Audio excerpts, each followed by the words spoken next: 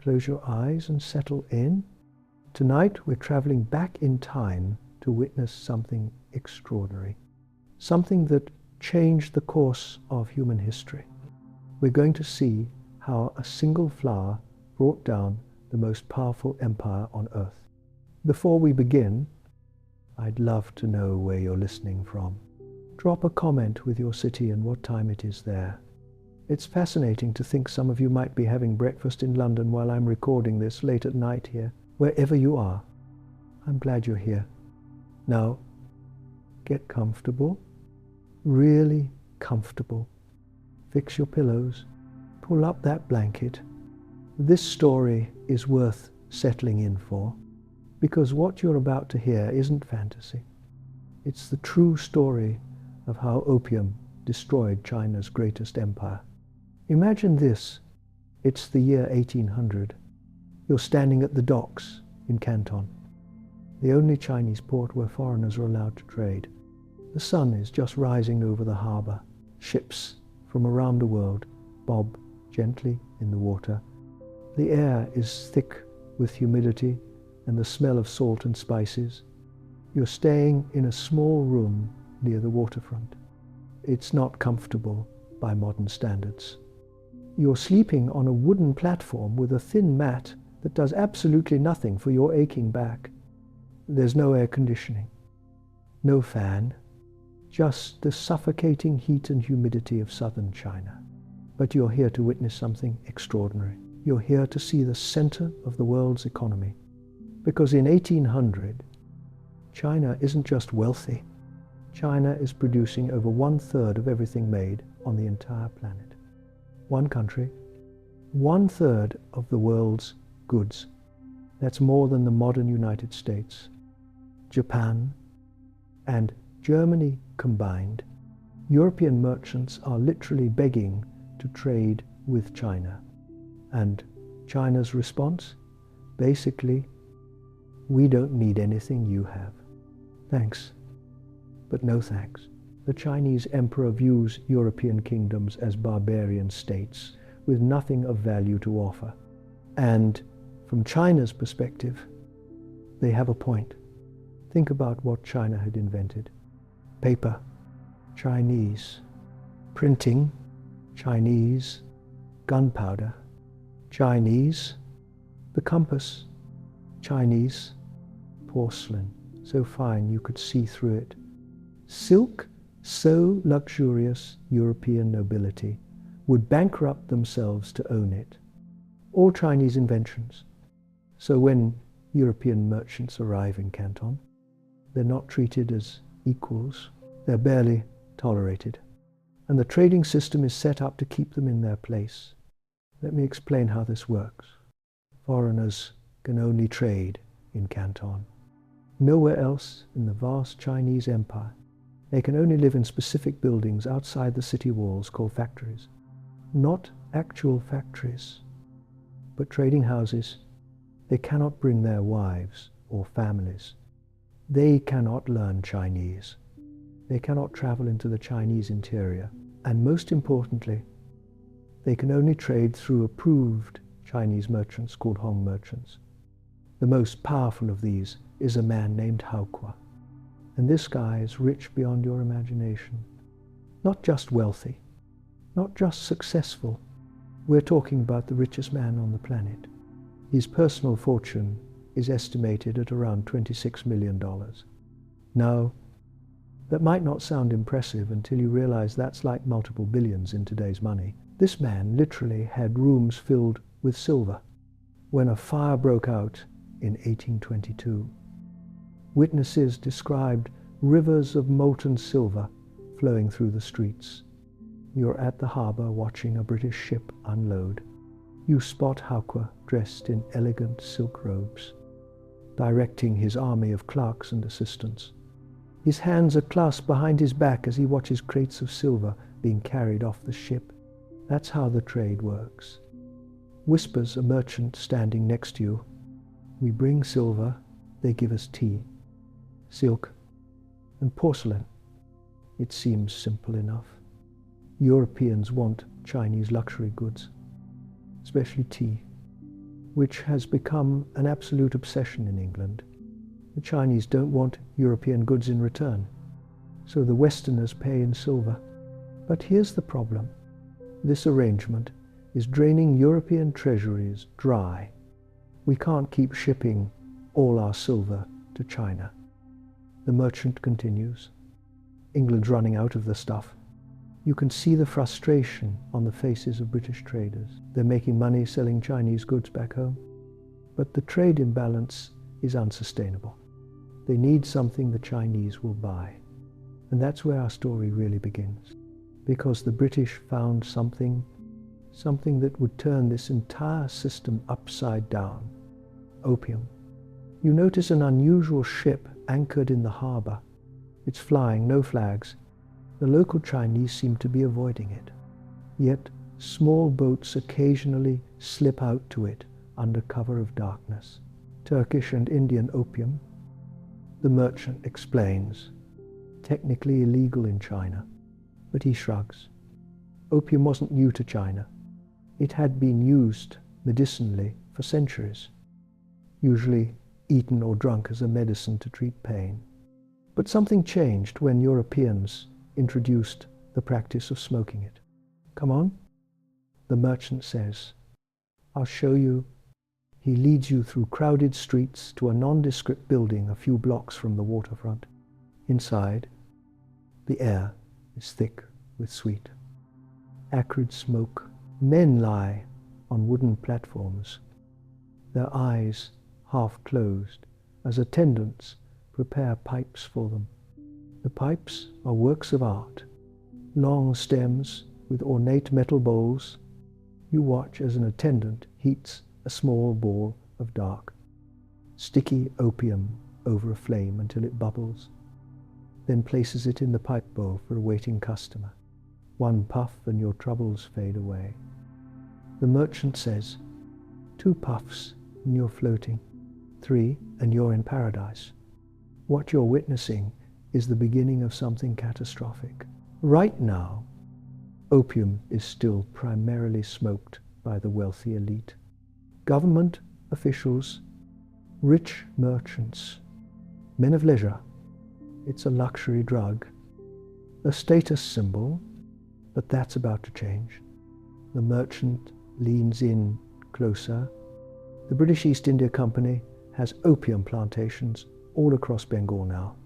They're producing thousands of chests of the stuff every year. And guess where it's all coming? A chest of opium contained about 140 pounds of the drug in 1800. Around 500 chests are being imported to China. That's 630,000 pounds of opium, and demand is growing. The following morning, you're back at the harbour. The activity is frenetic.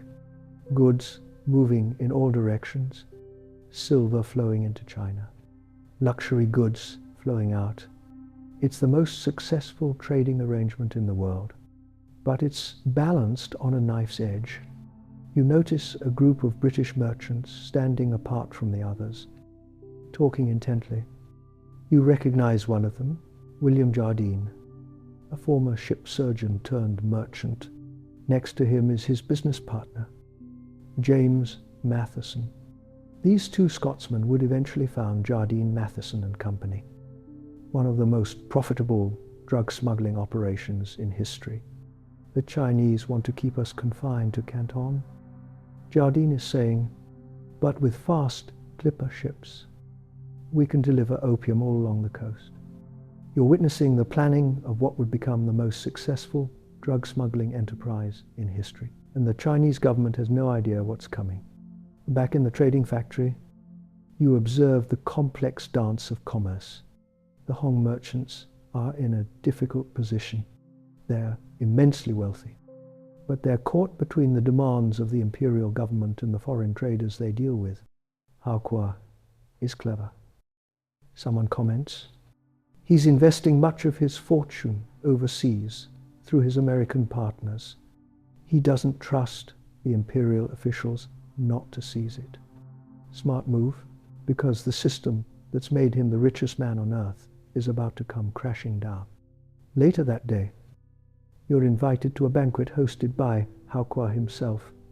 It's an extraordinary honor, rarely extended to foreigners. His mansion is a vision of luxury. Exquisite gardens, priceless antiques, a banquet that stretches on for hours, 15 courses.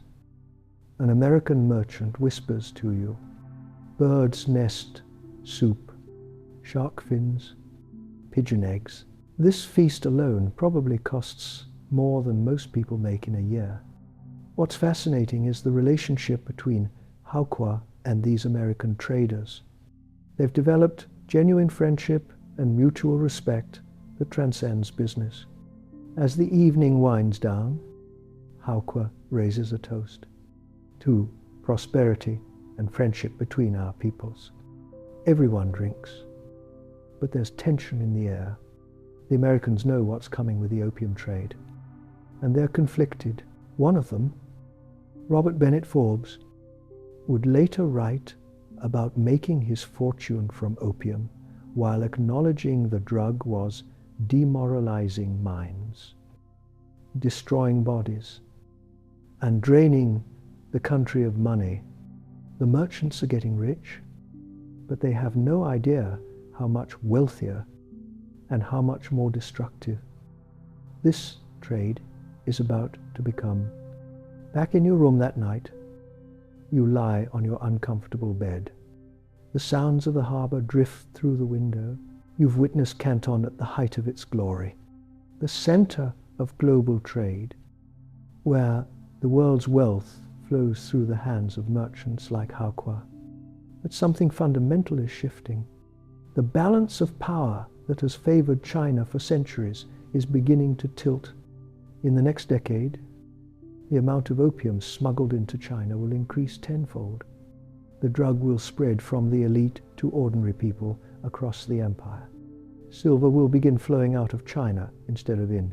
And the emperor in Beijing, thousands of miles away, will finally realize, too late, that his great empire faces an existential threat, not from armies or navies, from a flower, from the milky sap of the poppy plant. As you drift off to sleep, the sweet, sickly smell of opium smoke drifts through your window. All around you, in hidden rooms and behind closed doors, more and more Chinese are taking up the pipe. The addiction is spreading, and with it, the seeds of destruction for the world's greatest empire are being sown, not with a bang, but with the soft hiss of opium smoke being drawn through an ornate pipe. In the moonlight, ships continue to arrive in Canton Harbor. On their manifests, silver, cotton, wool, but in hidden compartments, thousands of balls of opium ready to be sold to eager buyers.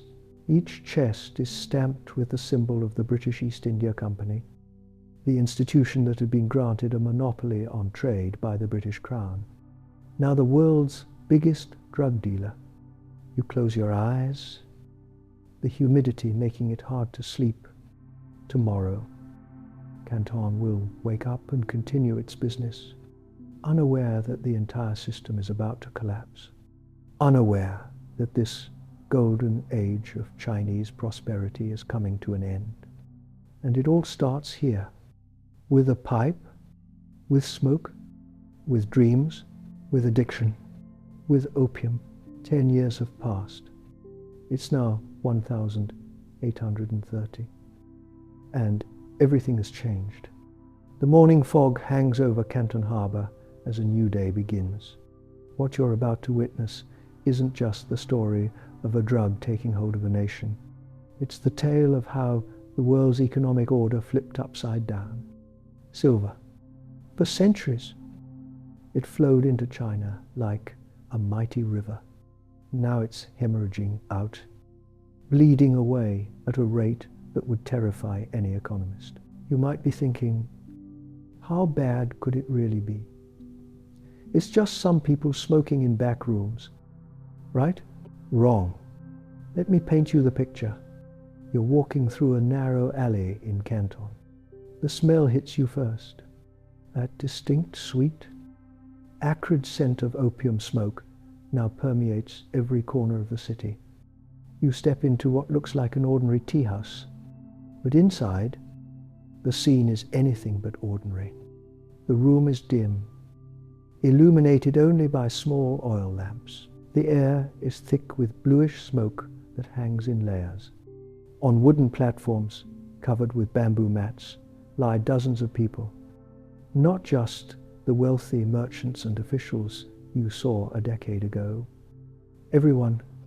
There's a government clerk, his official cap set aside as he takes long draws from his pipe.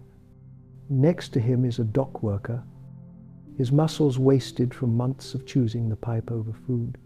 In the corner, a woman who once ran a successful silk shop stares vacantly at the ceiling.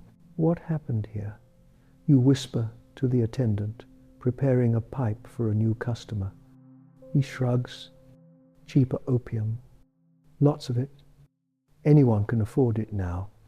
And he's right. In 1820, about 500 chests of opium were being smuggled into China annually. By 1830, that number had exploded to nearly 20. 000 chests. We're talking about 8 million pounds of opium every single year.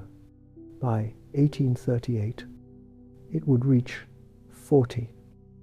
000 chests.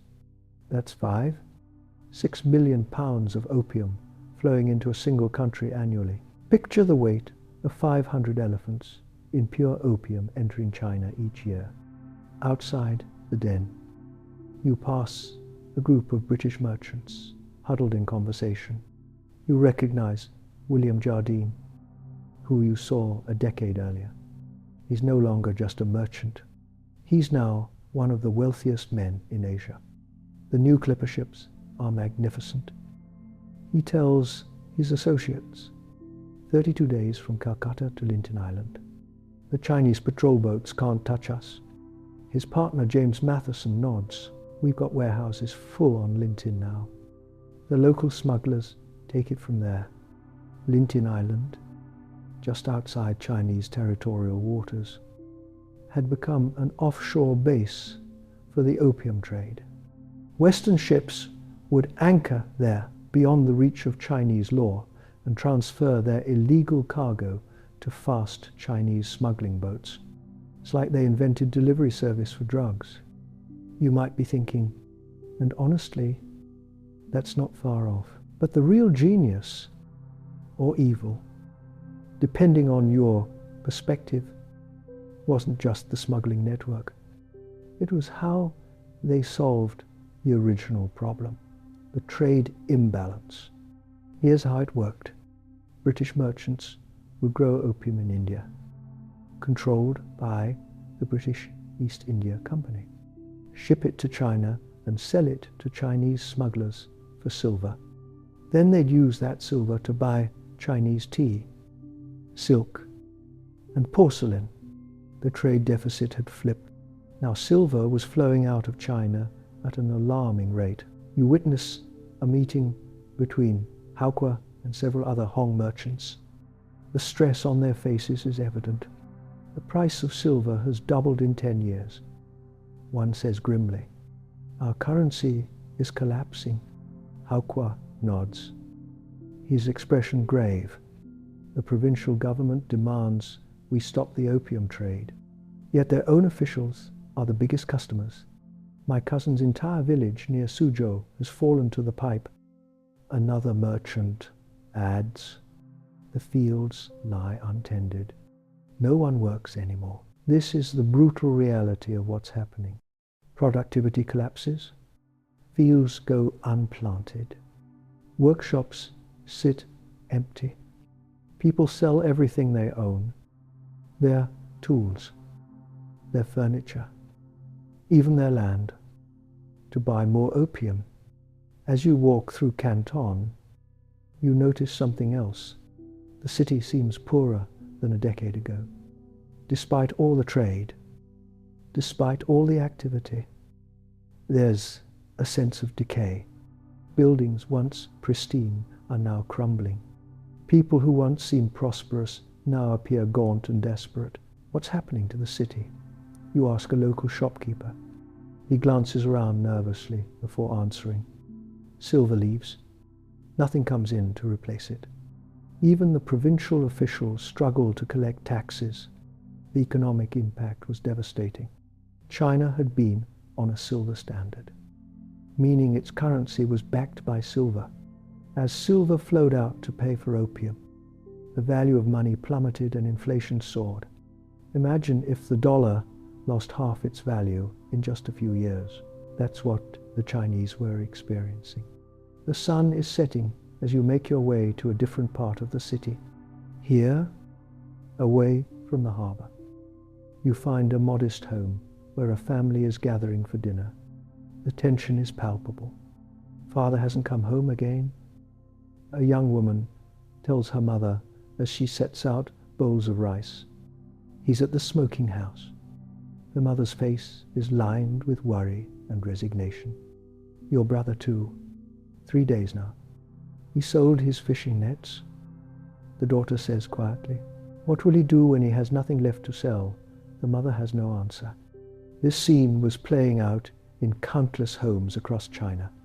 Addiction was tearing families apart, destroying livelihoods, and weakening the very fabric of society. Meanwhile, across town, American merchants are calculating their profits. We cleared 200,000 on the last shipment. One says, checking his ledger. Another merchant looks troubled. My father writes from Boston asking if the trade is moral. He's heard the missionaries' reports about the suffering. Warren Delano made a fortune in this trade. The first replies, referring to the grandfather of future US President Franklin Delano Roosevelt. Nobody questions his morality back in America. He's not wrong.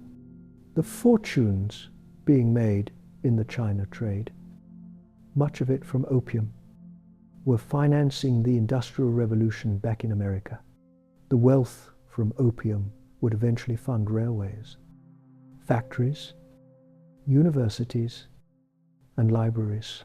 Some of America's most respectable families built their fortunes on the back of the opium trade. Look, the merchant continues, if we don't do it, the British will just take our share. At least we're bringing some wealth back to America. It's the classic rationalization. If I don't do it, someone else will. Might as well be me. Back at the harbor the next morning, you notice something new. Tension.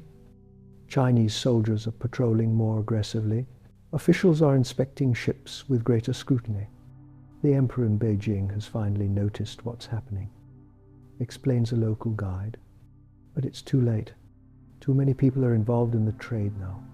Too many officials are addicted themselves. This was the terrible irony. By the time the imperial government fully understood the extent of the crisis, many of the officials tasked with solving it were themselves addicted to opium. Imagine asking alcoholics to enforce prohibition. That's essentially what was happening. You've wandered into a tea house near the waterfront. The customers here are a mix of locals and foreign merchants. In one corner, you overhear two Chinese scholars in animated conversation. The barbarians bring poison and take our silver. One says bitterly, and our own people help them do it. What do you expect? Replies his companion. When I was a district magistrate, my superior was smoking 3 pipes a day. How can we enforce the law when the enforcers are addicted? The first scholar leans forward. Do you know what I heard? In some villages in the interior, they're growing poppies now. Our own people growing the poison on our own soil. This was a new and frightening development. Domestic opium production was beginning in China itself. It was still small compared to imports, but it was a sign of how deeply the opium economy had penetrated. Across the room, a group of British merchants are having drinks. One gestures toward the Chinese scholars. They blame us, but it's their corrupt officials who allow the trade to flourish. He says, we're just businessmen meeting demand. Exactly, his companion agrees. Nobody forces them to smoke. It's their choice. The hypocrisy was stunning. Back in Britain, opium was regulated and available only as medicine. The idea of opium dens operating openly in London would have been scandalous. Yet the same merchants who would have been outraged by such establishments at home were perfectly happy to profit from them in China. As evening falls, you find yourself near the waterfront again. A small Chinese smuggling boat is preparing to leave, loaded with goods. Where are they going? You ask a nearby porter. To meet the foreign ships anchored at Linton. He explains, they'll bring back opium. Aren't they afraid of getting caught? The porter laughs. The patrol boats are paid to look the other way.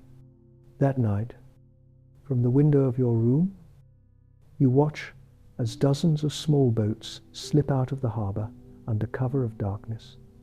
They'll return before dawn, laden with chests of opium that will make their way to dens and private homes throughout Canton. The next morning brings news. An imperial edict has arrived from Beijing. The emperor is demanding stronger action against the opium trade. You're in a tea house when you overhear local officials discussing it. The emperor doesn't understand. One says, if we truly crack down, half the city would rise up in withdrawal pains. And where would we get money to pay our troops? Adds another, tax collection is already down by half because of the silver crisis. This was the central problem. The opium trade had become so entrenched, so fundamental to the economy of southern China, that stopping it would cause immediate pain, both physical for the addicts and economic for everyone else. Yet allowing it to continue meant watching the country's wealth drain away.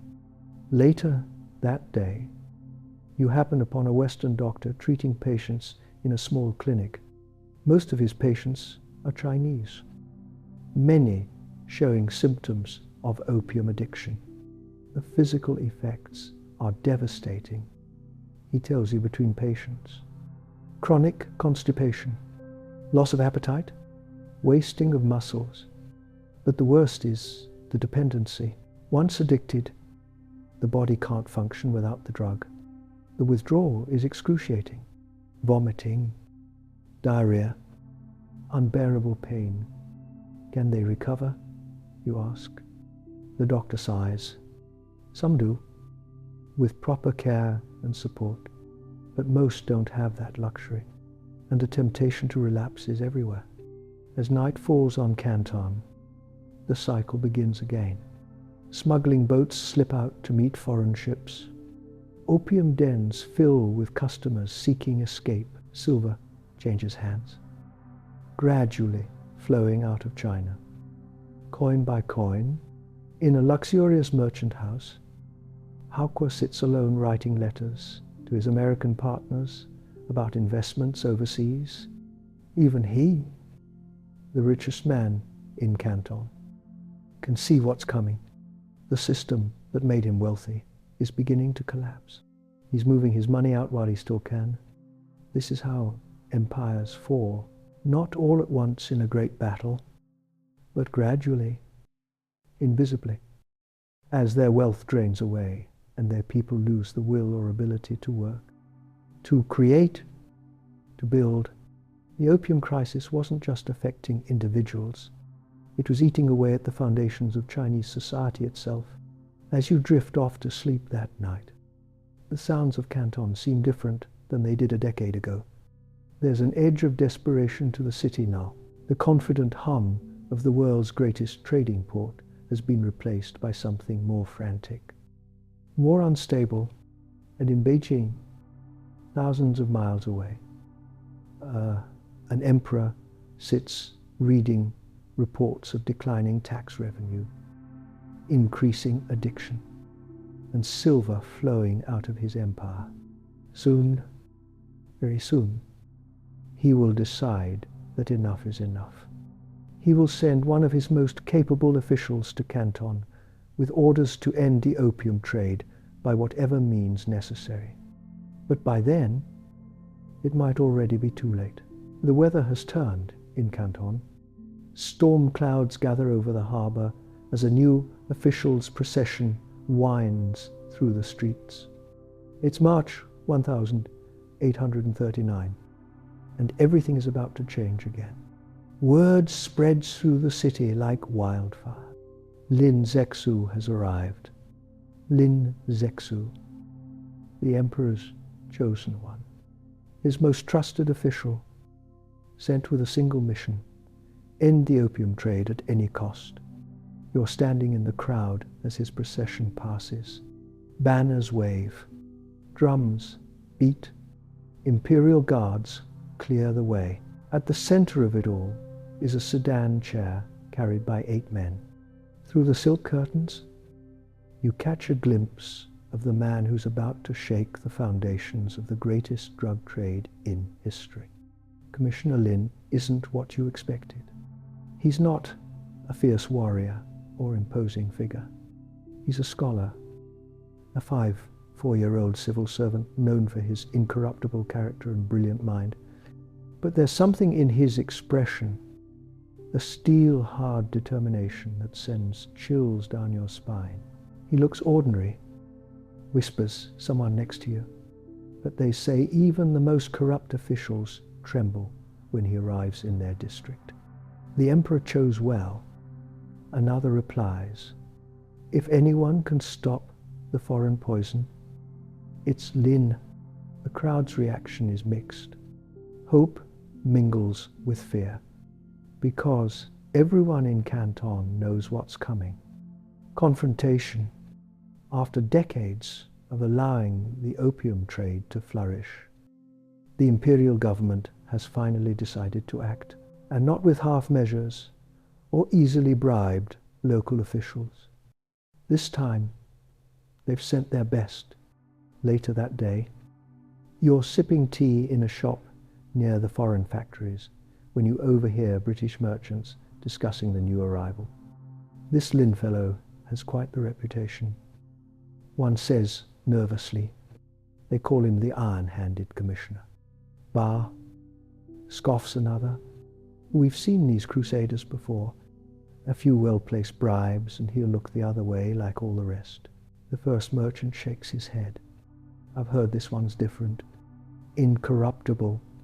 And he has the emperor's full backing. What's the worst he can do? Asks a third. They need our trade too badly to risk any real action. Oh, how wrong they were. Within days of his arrival, Lin makes his intentions crystal clear. He orders the arrest of Chinese opium dealers, shutters smoking dens across the city, and demands that foreign merchants surrender all their opium stocks. The foreign community is stunned. This isn't the usual posturing they've grown accustomed to. This is deadly serious. You're near the harbor when you witness something extraordinary. Local officials leading a prominent Chinese opium dealer to the public execution ground. The man is weeping, begging for mercy, but there is none to be found. Commissioner Lin has decided to make examples of major dealers. Holy, mutters an American merchant standing nearby. He actually executed him right in front of the factories. This wasn't just for show. Within 2 weeks of his arrival, Lin has arrested over 600 Chinese dealers and confiscated thousands of opium pipes. Addicts are rounded up and forced into improvised treatment centers. The city is in turmoil, but the biggest shock comes when Lin addresses the foreign merchants directly. He issues an ultimatum: Surrender all opium within 3 days or face severe consequences. To drive his point home, he has the factories surrounded by Chinese troops. He can't be serious. You overhear one British merchant say to another, "There must be 20. 000 chests in the harbour, worth millions of pounds sterling." Jardine got out just in time. His companion replies, "Sailed for London last month. Left us to deal with this mess." That evening, you find yourself in a meeting of the foreign merchants. The atmosphere is tense. Charles Elliot, the British Superintendent of Trade, is trying to maintain calm, but panic is setting in. "Gentlemen, I advise compliance." Elliot says, "Commissioner Lin appears quite determined." "Surrender millions in property?" a merchant shouts. "Without compensation? It's robbery. Better than the alternative." Another counters, "He's threatened to cut off our trade entirely." Maybe worse. The room erupts in argument. Some want to stand firm, believing Lin is bluffing. Others are ready to give in, fearing for their lives and livelihoods. What these merchants don't realize is that Lin has come prepared for resistance. He's studied the foreigners carefully. He's even written a letter to Queen Victoria herself, appealing to her moral character. "I've heard that in your honourable country, the smoking of opium is strictly forbidden." His letter reads, "Since it is not permitted in your own country, then even less should you let it be passed on to harm other countries." The irony is staggering. The British government strictly prohibited recreational opium use at home while simultaneously being the world's largest drug dealer abroad. The deadline passes. The foreign merchants have not complied. Lin makes his next move. All Chinese servants are ordered to leave the foreign factories. Food and water supplies are cut off. The foreign community finds itself under siege. This is an outrage. Bellows a British merchant as he paces inside the increasingly squalid factory compound. They can't treat British subjects this way. But Lin is just getting started. He intensifies the pressure, making it clear that the foreigners will not be allowed to leave until they surrender their opium. After 6 tense weeks of standoff, Charles Elliot makes a fateful decision. He orders all British merchants to surrender their opium to him, promising they'll be compensated by the British government. He then hands over the opium to Lin. The numbers are staggering. 283 chests of opium. That's about 300 tons of the drug, with a street value of roughly £2 million sterling, about £250 million in today's money. Now comes the most dramatic moment of all. Instead of keeping the opium or selling it, Lin orders its complete destruction. You're among the witnesses to what happens next. At a beach near the village of Human, just outside Canton, workers construct huge trenches lined with stone. The opium chests are brought in by the hundreds. Under Lin's watchful eye, workers break open each chest, dump the contents into the trenches, and mix it with salt and lime before flushing it out to sea. "My God," whispers a British merchant watching from a boat offshore. He's actually destroying it all. Not selling it, not storing it, destroying it. The process takes 23 days. More than 500 workers labor from dawn to dusk. And when it's over, the largest stash of illegal drugs ever seized in history has been completely eliminated. Lin doesn't stop there. He writes to the emperor, reporting his success, but also warning that the foreigners might seek revenge. He begins strengthening coastal defenses, preparing for what he fears might come next. His fears are well-founded. When news reaches London that British property has been confiscated without compensation, there is outrage, not at the drug dealers, but at the Chinese government. The British Foreign Secretary, Lord Palmerston, is particularly incensed. The Chinese, he declares, must be taught that they cannot injure British subjects with impunity. Back in Canton, the foreign merchants are seething. They've been humiliated, confined to their factories, forced to surrender valuable property. But more than that, their profitable trade has been disrupted. This cannot stand. Jardine tells his business associates back in London, the Chinese must be taught a lesson, preferably with British warships. Jardine and other merchants begin lobbying the British government for military action against China. They frame it not as a defense of the drug trade, but as a matter of national honor and free trade principles. Meanwhile, Lin Zexu believes he's won. The opium has been destroyed. The message has been sent. Surely now the foreigners will obey Chinese law. How wrong he was. The destruction of the opium at Humen was not the end of the crisis. It was merely the spark that would ignite a much larger conflagration. You're in a tea house near the waterfront when you overhear Chinese merchants discussing the situation. Commissioner Lin is a great man. One says, he did what no one else dared to do. But at what cost? Asks another. The foreign barbarians are angry. There's talk of warships coming. Let them come. Says the first, what can their tiny kingdom do against the might of the Celestial Empire? This was the fatal miscalculation. The Chinese still believed they were the center of the world, the greatest power on earth. They had no idea how far they'd fallen behind militarily.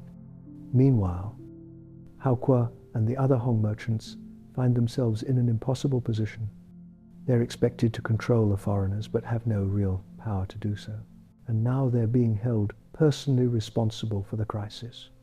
You witness Haokua in conversation with Commissioner Lin. Even the richest man in Canton bows deeply before the emperor's representative. The foreigners speak of war. Haokua says quietly, their warships have steam engines and iron hulls. Our junks cannot match them. You've grown too fond of these barbarians. Lin replies sharply, the emperor's will is clear. No more opium. If they bring war, we will crush them as we have crushed barbarian invasions for thousands of years. Haokua doesn't argue further, but his expression speaks volumes. He knows something Lin doesn't. The balance of power has shifted.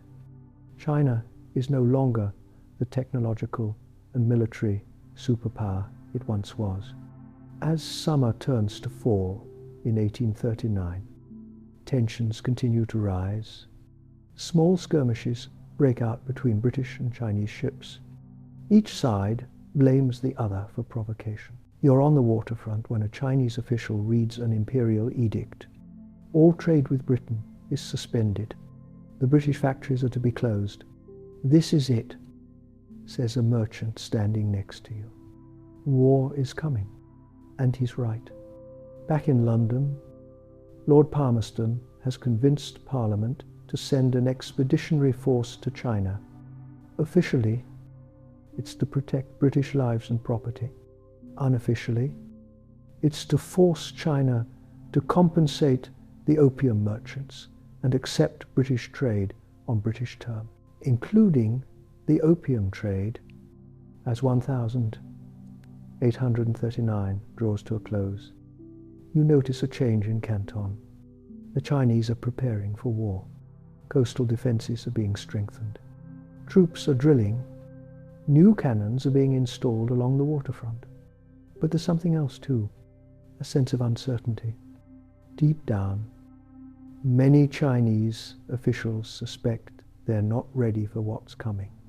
You're sitting in a small restaurant when you overhear two Chinese naval officers talking quietly. I've seen their ships. One says, iron-sided steamers with guns that can fire explosive shells. Our wooden junks won't stand a chance. Don't say such things. The other warns, it's defeatist talk. Commissioner Lin would have you reported. The first officer leans closer. I'm not being defeatist. I'm being realistic. We're not ready for this fight. This was the tragedy unfolding. Lin Zexu, for all his moral clarity and determination, didn't understand what he was up against. He believed China's size and historical greatness would prevail against what he saw as a small island nation of barbarians. The British rely on China for tea.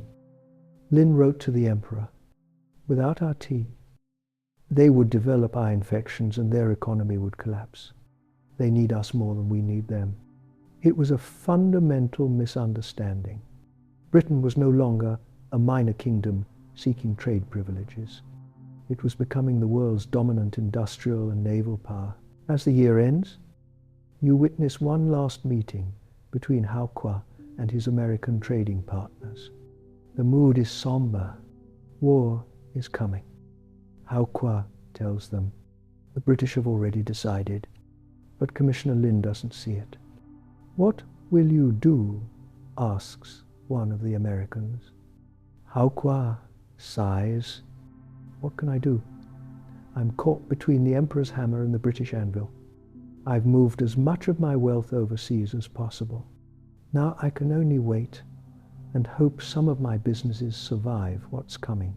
The Americans exchange glances. They've already decided to remain neutral in the coming conflict. American ships will continue to trade with China, even as British warships bombard Chinese ports. This didn't have to happen. One of the Americans says quietly, if we hadn't brought the opium, if not you, someone else would have. Hao Kuo replies, the desire for profit is the same in all men, east or west. As 1839 gives way to 1840, the die is cast. British warships are already en route to China. The first shots of what will become known as the First Opium War are about to be fired, and Commissioner Lin, his determination unshaken, continues to arrest opium dealers, strengthen defenses, and prepare for a confrontation he believes China can win. We have right on our side. He tells his officers, the Celestial Empire has stood for thousands of years. We will not bow to barbarian demands to poison our people. His moral clarity is admirable, but in the coming war, moral clarity will prove no match for explosive shells and steam-powered warships. As you drift towards sleep, you can hear the sounds of preparation, troops marching, cannon being moved into position, ships being readied. The greatest drug bust in history, the destruction of 000 chests of opium at Humen, was supposed to end the opium crisis. Instead, it triggered a chain of events that would accelerate China's decline and change the balance of power in Asia for the next century. Tomorrow, the world changes. Tomorrow, the war begins, but tonight, you rest, knowing you've witnessed history's turning point. Sleep now. The storm is coming. June 1840. The quiet fishing village of Dinghai on Zhoushan Island wakes to an otherworldly sight. 24 British ships have appeared on the horizon overnight, like monstrous sea creatures. 16 warships bristling with cannon. 4 armed steamers belching black smoke. 4 supply vessels. The Chinese coastal defenders stare in disbelief. They've never seen ships that can move without sails. Never witnessed vessels made of iron instead of wood. Never imagined cannons that can fire explosive shells over distances their own guns can't hope to reach. What are those devil ships? Whispers a young Chinese soldier, gripping his spear. His commander has no answer. How could he?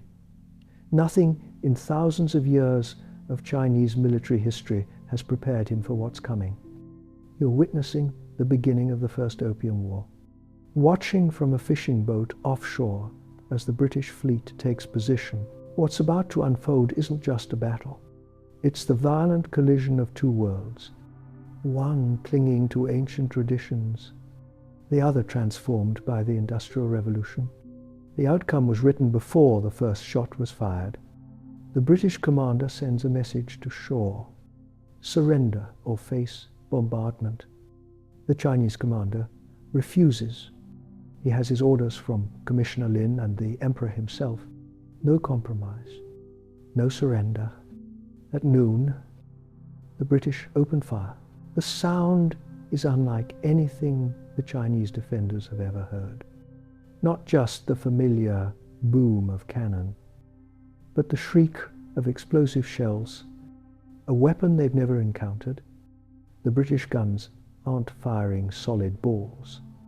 They're launching hollow iron projectiles filled with gunpowder that explode on impact, sending lethal fragments in all directions. They can't possibly hit us from that distance, says a Chinese officer standing atop the coastal fort. Those are his last words. A British shell strikes the fort's wall directly below him. The explosion tears through stone and flesh with equal ease. When the smoke clears, the officer and a dozen defenders are gone. Just gone. The bombardment continues for hours. By evening, the Chinese coastal defenses are in ruins. The British land marines and soldiers who quickly overwhelm the remaining defenders. Dinghai falls with barely a fight. This is impossible, mutters a captured Chinese officer. How could barbarians defeat the forces of the Celestial Empire so easily? He's about to learn that his empire isn't as celestial as he believed. The British move methodically up the coast, capturing one port after another with minimal casualties. Their strategy is simple but devastating. Use naval power to bombard coastal defenses from a safe distance. Then land troops to secure the area once resistance has been broken. In the grand halls of Beijing, the emperor receives the news with disbelief. How can a small island of barbarians challenge the might of China? He demands of his advisors. We outnumber them 100 to 1. A brave official steps forward.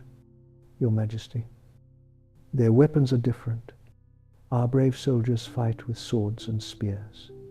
The barbarians have machines that breathe fire and iron ships that move without wind. The emperor's face darkens. You speak of them as if they are gods, not men. Are you suggesting the Celestial Empire cannot defeat these merchants? No one dares answer directly. To suggest China might lose would be seen as treason. But the truth is becoming impossible to ignore. The technological gap between China and Britain isn't just a matter of better weapons. It represents an entirely different way of understanding the world. Back on the coast, you've managed to get aboard a Chinese war junk as a translator. From this vantage point, you witness the Battle of Chuanbi, if battle is even the right word for such a one-sided affair. The Chinese fleet consists of war junks, large wooden sailing vessels with cannons that can fire iron balls about half a mile. They're arrayed in a defensive formation near the shore, ready to repel the British attack. Then you see it, the HMS Nemesis approaching through the morning mist. The Chinese sailors point and murmur in a mixture of fear and awe. They've heard rumors about this demon ship, but seeing it is something else entirely. The Nemesis is Britain's secret weapon, an iron-hulled, steam-powered warship specifically built for this war. It draws only 6 feet of water, allowing it to navigate shallow coastal waters. It's armed with two 32-pounder guns that can fire explosive shells, two 6-pounder guns, and a battery of Congreve rockets. But what truly terrifies the Chinese sailors is that it moves directly against the wind, belching black smoke like some monster from their worst nightmares. It's a fire-breathing devil ship, whispers the Chinese captain. How can we fight such a thing? The battle begins. The Chinese junks fire their cannons, but most shots fall short or bounce harmlessly off the Nemesis's iron hull. In return, the British ship launches rockets that scream across the water before exploding among the Chinese fleet. Then it fires its cannons, sending explosive shells into the packed formation of wooden vessels. The carnage is appalling. One Chinese ship explodes when a shell hits its powder magazine. Another catches fire and burns to the waterline, its crew jumping overboard only to drown in their heavy armor. A third is torn apart by rockets, splinters of wood slicing through the sailors like knives. Within an hour, the battle is over. The Chinese fleet is destroyed or scattered. The Nemesis is barely scratched. We never stood a chance. The Chinese captain tells you as he orders his surviving crew to abandon ship. Our generals and admirals trained to fight the wars of our ancestors. The British are fighting with weapons our children's children couldn't imagine. This scene repeats itself along the coast as the British move northward, destroying Chinese forces at Canton, Amoy, Ningbo, and beyond. It's not just a military defeat, it's a psychological one. The Chinese worldview, that they are the center of civilization surrounded by barbarian states, is being shattered by iron and fire. By January 1841, the British have blockaded the Pearl River and effectively cut off Canton from the sea. Commissioner Lin, who had been so determined to end the opium trade, finds himself blamed for provoking a war. China cannot win. The emperor, needing a scapegoat, dismisses him from his post and sends him into exile. Lin was too harsh with the barbarians. You overhear an imperial official telling another in Canton, "Now we pay the price for his pride." But he was only following the emperor's orders. The other replies quietly, "Shh, such talk is dangerous. The emperor is divine and makes no mistakes." It was Lin's failure in execution, not the emperor's policy, that brought this disaster upon us. This kind of delusional thinking was common among the imperial court, unable to accept that China had fallen behind the West technologically. They sought explanations that preserved their worldview, blaming individuals rather than recognizing systemic failures. Meanwhile, the war continues. In February 1841, the British launch a major attack on the Bogue forts guarding the approach to Canton. These are China's strongest coastal defenses. With hundreds of cannons and thousands of troops, you watch the battle from a hillside overlooking the forts. The Chinese have positioned their guns well, with overlapping fields of fire covering the narrow channel. If any attack could be repelled, surely it would be here.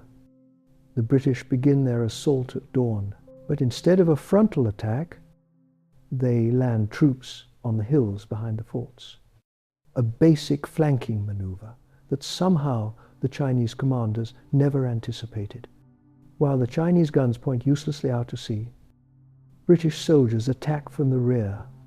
"They're behind us," a Chinese officer shouts in panic. How did they get behind us? By noon, the British flag flies over the forts. Over 400 Chinese soldiers lie dead. British casualties, 38. The pattern becomes painfully clear.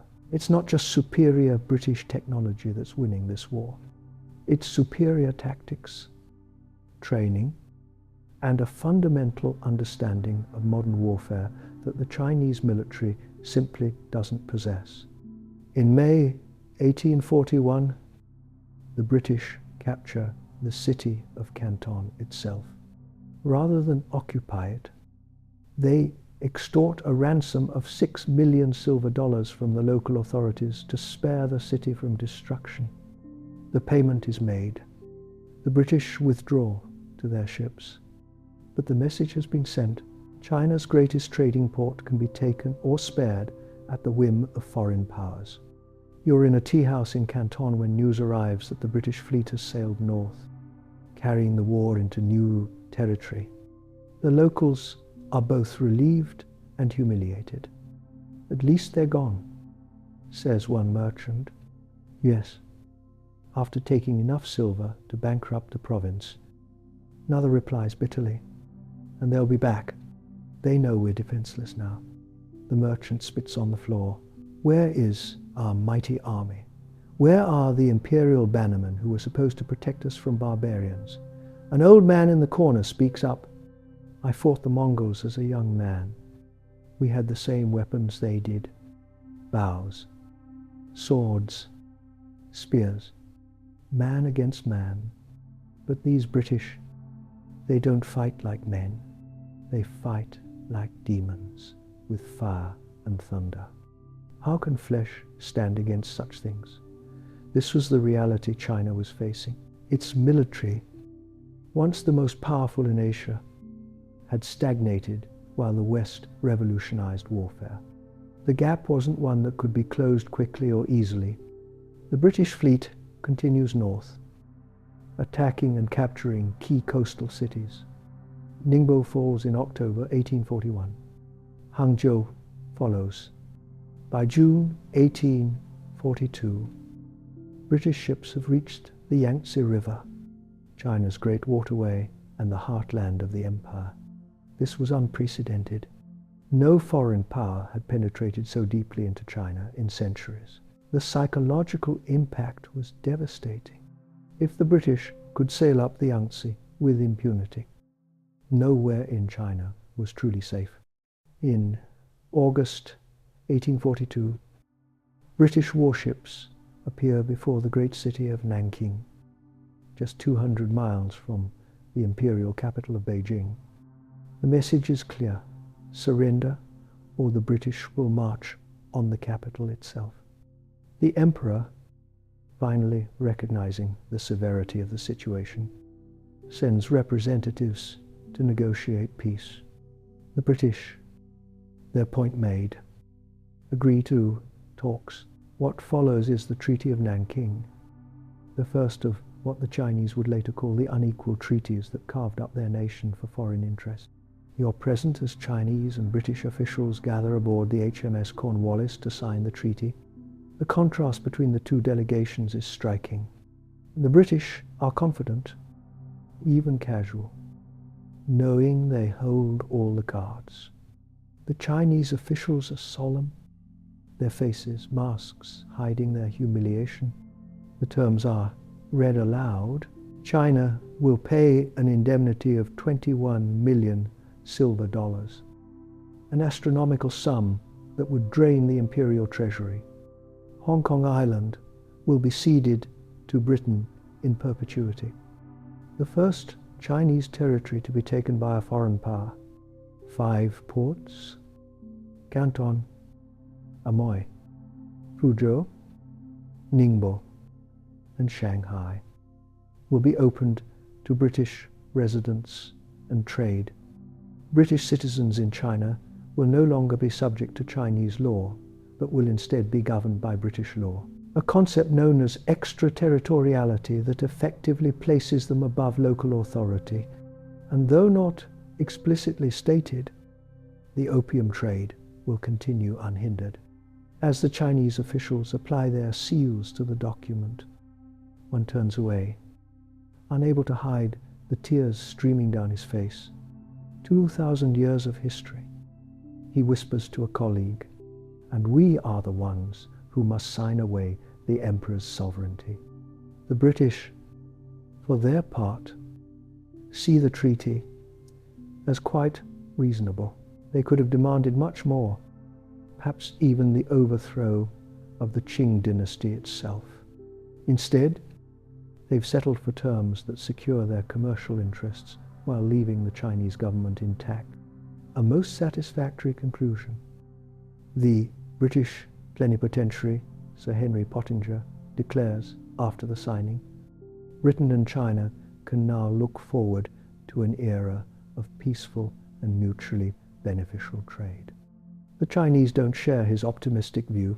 For them, the Treaty of Nanking isn't the end of a conflict, but the beginning of what they will come to call the century of humiliation, a period when China, once the center of the world, is reduced to a semi-colonial state carved up by foreign powers. As you drift towards sleep that night, you think about what you've witnessed, how Commissioner Lin's brave attempt to stop the opium trade had instead triggered a war that exposed China's weakness to the world, how the destruction of those 20,000 chests at Human, meant to be a victory, had instead been the beginning of China's greatest defeat. Sleep comes slowly. Tomorrow brings new challenges.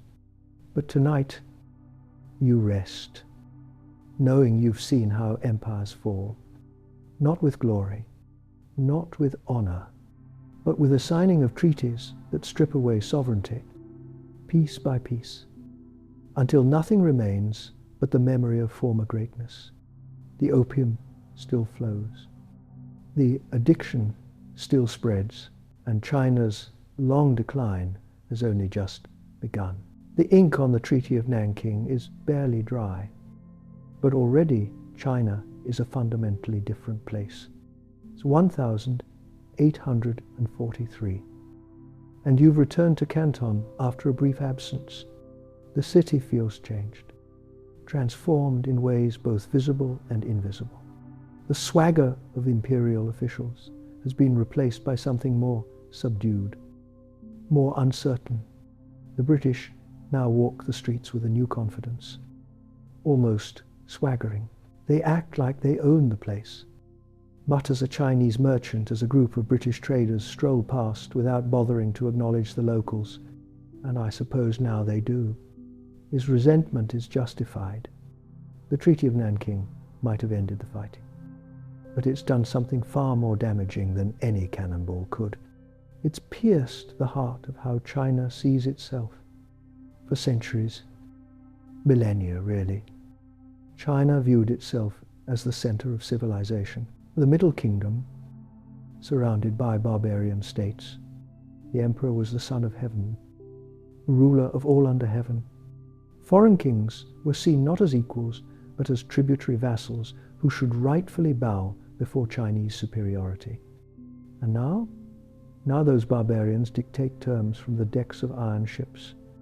Now the Son of Heaven must surrender territory, pay crippling indemnities, and accept humiliating restrictions on his sovereignty.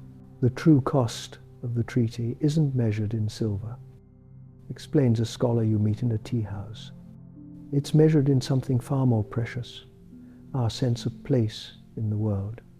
While the British celebrate their victory with champagne in newly established clubs in Canton, the Chinese government faces the grim task of implementing the treaty's demands.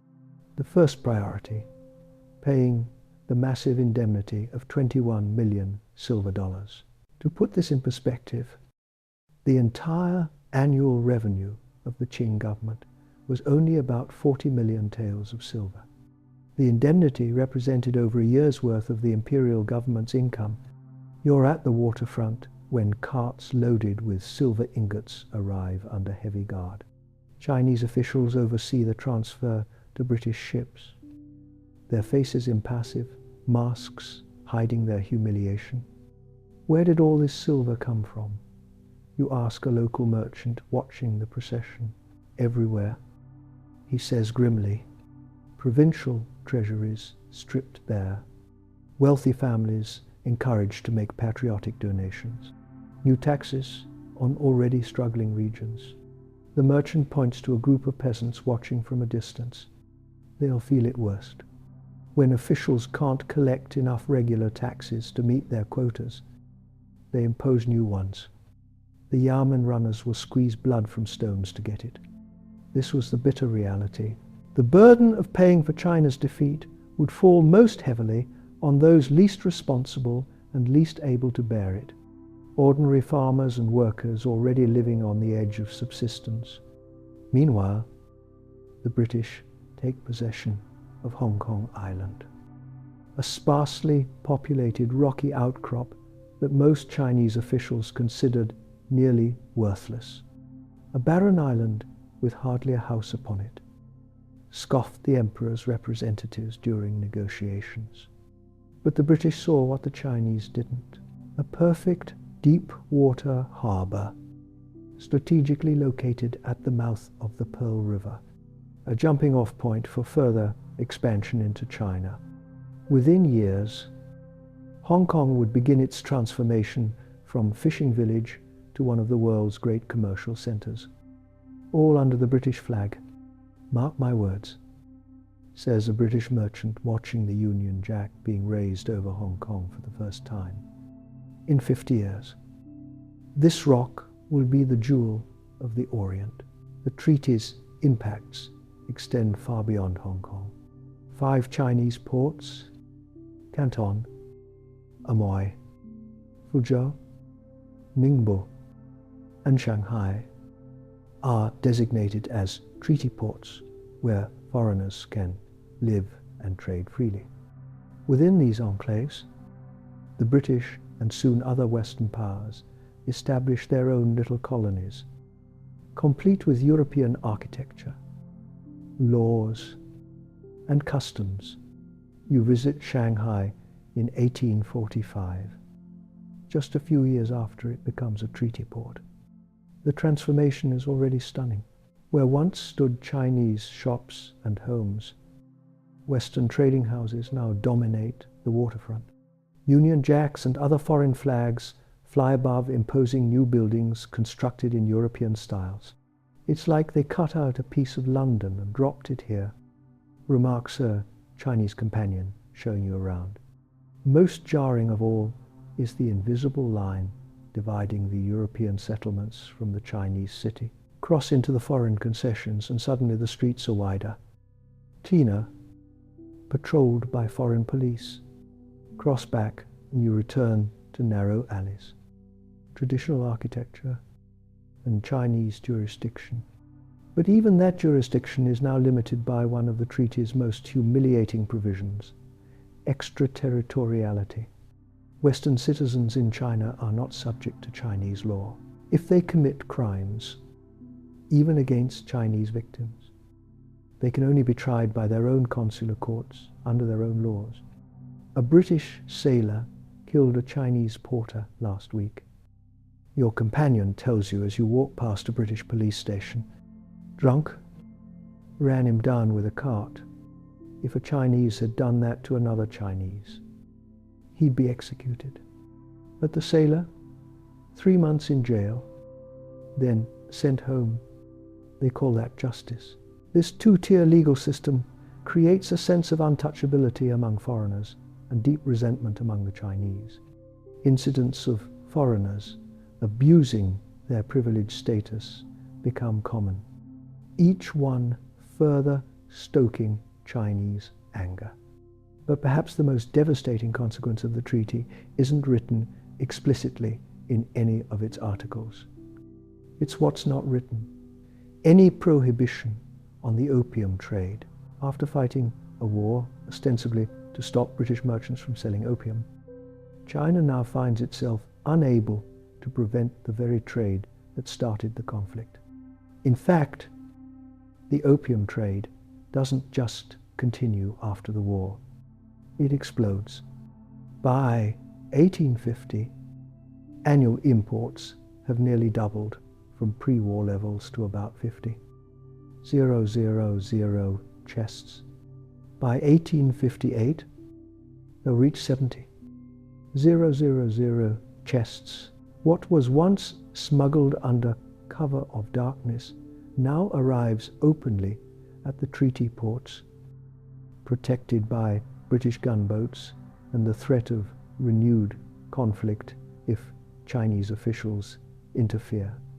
"We fought a war against opium," says a dejected Chinese customs official, watching crates of the drug being unloaded in broad daylight. "We lost thousands of men, paid millions in silver, and for what? So they could sell even more of their poison without hiding it." The human cost is visible everywhere. Opium dens multiply across China, no longer confined to coastal cities but spreading inland along trade routes. Addiction rates soar. Productivity plummets in regions where opium use becomes endemic. Families are devastated as breadwinners spend their income on the drug rather than food or necessities. You visit an opium den in Shanghai, not one of the luxurious establishments catering to wealthy merchants or officials, but a squalid room packed with laborers and coolies seeking temporary escape from grueling lives. The air is thick with sweet, acrid smoke.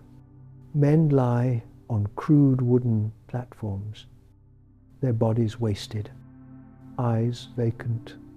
Some have been here for days, neglecting work, family, everything but their need for the pipe. Most of these men were dock workers, explains the den's operator, a gaunt man with yellow-stained fingers. Good jobs, good pay. Now they work just enough to afford their daily smoke. He points to a particularly emaciated figure in the corner.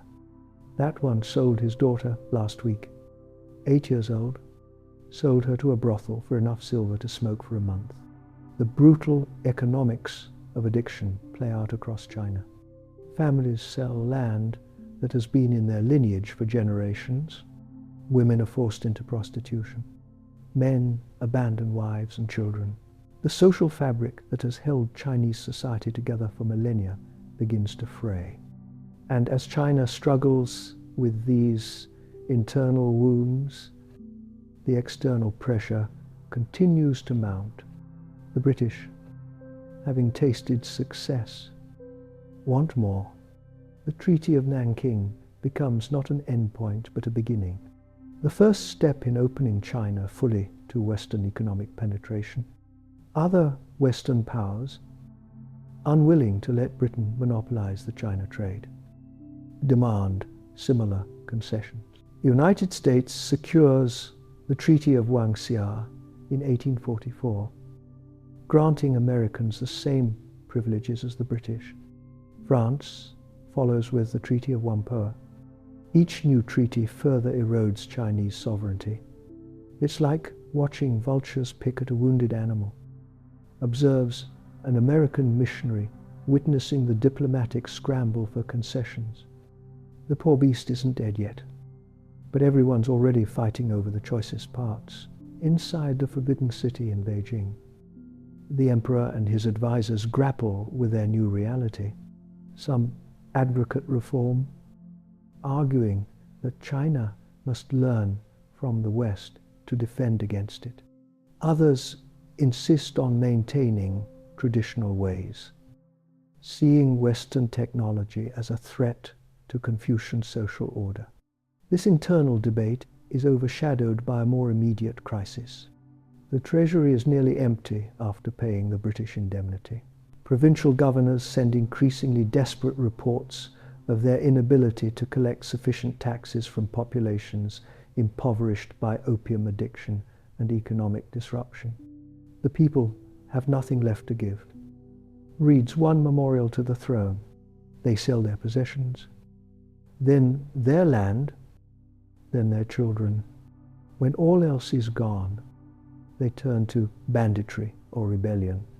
Signs of unrest begin to appear across the empire. Secret societies, long suppressed by imperial authorities, gain new followers among those discontented with the government's weakness in the face of foreign aggression. Religious movements with apocalyptic visions find fertile ground among peasants seeking any explanation for their suffering. In the south, a failed scholar named Hong Xiuquan begins having visions after repeatedly failing the imperial examinations. He becomes convinced he is Jesus Christ's younger brother, sent to rid China of both the Manchu demons who rule as the Qing dynasty and the foreign devils who push their opium and religion. His movement, which will become known as the Taiping Rebellion, begins gathering followers in Guangxi province in the late 1842. By 1850, it will explode into the deadliest civil war in human history, claiming an estimated 20 to 30 million lives over 14 years. The foreigners broke China with their opium and gunboats. A Taiping recruit tells you when you encounter their forces in 1851. Hong Xiuquan will make it whole again. He will drive out the Manchus and the foreign devils and create a heavenly kingdom of great peace. The Taiping Rebellion is just one of multiple uprisings that rock China in the aftermath of the First Opium War. The Nian Rebellion in the north, the Muslim rebellions in the southwest, the Small Sword Society in Shanghai, all reflect the weakening grip of a dynasty that has lost the mandate of heaven in the eyes of many of its subjects. Against this backdrop of internal chaos, the Western powers continue pressing for more concessions. British merchants and officials, unsatisfied with the limited access granted by the Treaty of Nanking, demand more treaty ports, deeper access to China's interior, and legalization of the opium trade. When the Qing government resists these demands, tensions rise again. In October 1856, Chinese officials in Canton board a British-registered ship called the Arrow and arrest several Chinese crew members suspected of piracy. The British consul demands their release, claiming the ship is under British protection. The Chinese refuse, noting that the ship is Chinese-owned and was flying no flag at the time of boarding. The Arrow incident becomes the pretext for what will be known as the Second Opium War. This is absurd, says a Chinese official when you discuss the situation. They fight a war against us for trying to stop their illegal drug trade. They win, force us to pay millions, take our territory. And now, less than 15 years later, they're ready to attack again because we arrested pirates on our own soil? He shakes his head in disbelief. How much more can they take from us? The answer, as China is about to discover, is much more. By late 1856, British warships are once again bombarding Chinese coastal defenses. This time, they're joined by the French, who use the execution of a French missionary as their excuse. Against the combined might of these industrial powers, China's military, still relying largely on traditional weapons and tactics, despite some modernization efforts, stands little chance. As you drift towards sleep that night, you think about how quickly things have deteriorated. Less than 20 years ago, China was the world's economic superpower. European merchants begged for the privilege of trading in Canton.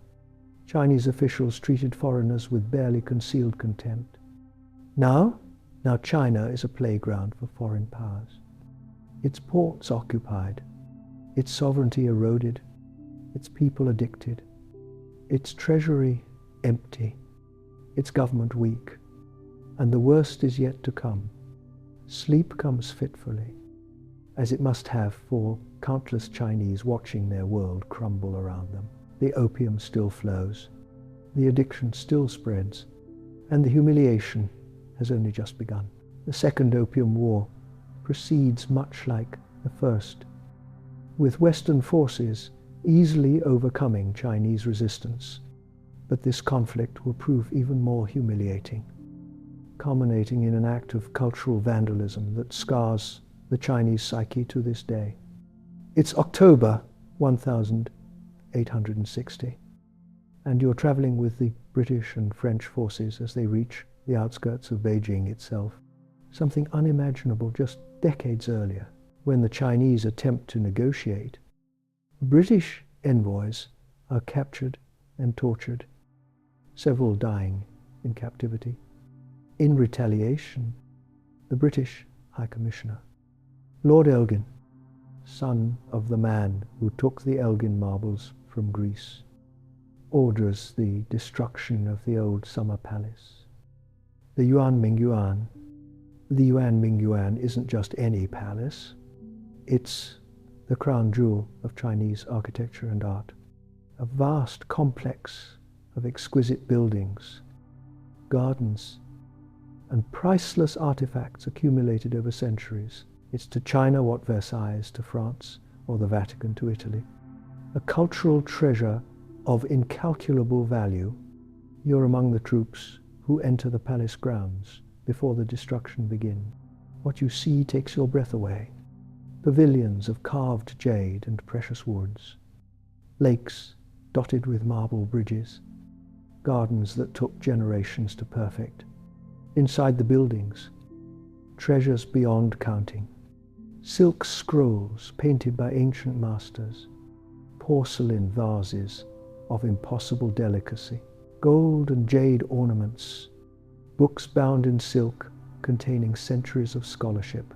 One soldier walks past you carrying a golden Buddha. Another has his arms full of silk robes embroidered with dragons and phoenixes. Officers fill their pockets with jewelry. Common soldiers grab whatever they can carry. It's systematic looting on a scale you've never witnessed. I had never seen such scenes of destruction. A French officer writes in his diary, "One could walk only on precious objects. Porcelain, jade, gold, everything of value being trampled underfoot or stuffed into bags. Then comes the burning. Over 3 days, British troops systematically set fire to the palace complex. You watch as flames consume buildings that took generations to construct. Smoke rises into the sky. Visible for miles, the heat is so intense you have to stand back. 200 years of Chinese cultural heritage go up in flames. Priceless artworks, irreplaceable manuscripts, architectural masterpieces, all reduced to ash and rubble. When news of the destruction reaches the Chinese public, the psychological impact is devastating. It's not just a military defeat or a political humiliation. It's a direct attack on Chinese civilization itself. A statement that even China's greatest cultural achievements are not worthy of respect or preservation. In a tea house in Beijing, you overhear people discussing the destruction. They didn't just defeat us militarily. One man says, his voice thick with emotion, they destroyed our soul, our history, everything that makes us Chinese. Another shakes his head. The barbarians have shown their true nature. They don't want trade or respect. They want to erase us. The Treaty of Tientsin and the Convention of Peking that end the Second Opium War impose even harsher terms than the Treaty of Nanking. 10 more ports are open to foreign trade. Foreigners gain the right to travel in the interior of China. Christian missionaries receive protection for their activities. The opium trade is explicitly legalized. No more pretending it doesn't exist. No more attempts to ban it. Opium is now legal, protected by international treaty. The indemnity dwarfs that of the First War, further draining Chinese resources.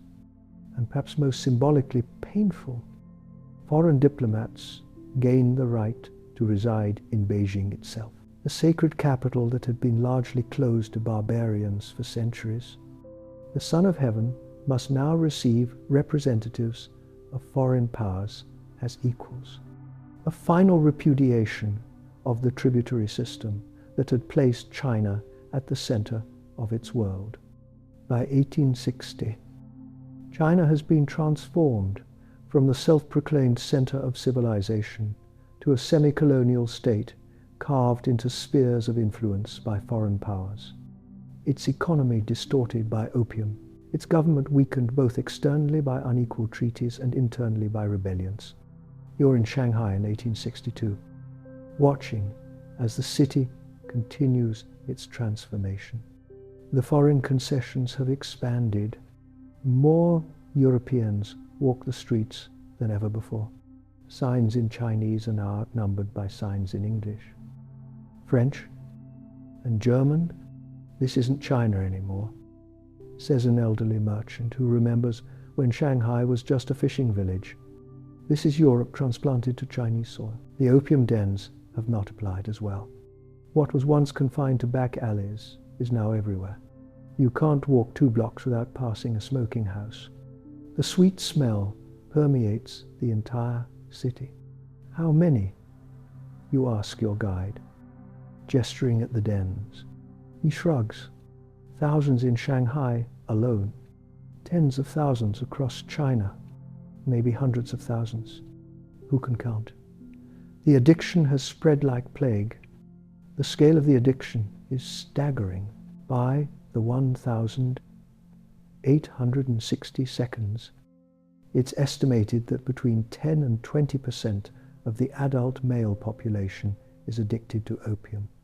In some regions, the percentage is even higher. This isn't a problem affecting the margins of society anymore. It's affecting everyone. You visit a government office and notice that half the clerks seem listless, their eyes glazed. They're addicted. Your guide confirms quietly. They smoke before work, during breaks, after work. How can they function, you ask? They barely can. He replies. Files pile up.